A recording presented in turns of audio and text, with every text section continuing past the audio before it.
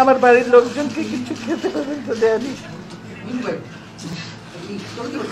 প্রতিজ্ঞা করেছিলাম যে ওই ক্যান্টনমেন্টে বসবাস করতে হবে না, যেদিন সবাই বের করে দেবো। কার কাছে আমি বিচার চাইব?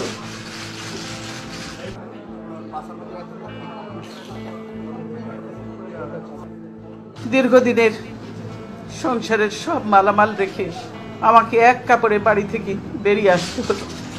আমি এর বিচারের ভার মহান আল্লাহ ও প্রিয় দেশবাসীর উপর ছেড়ে দিলাম।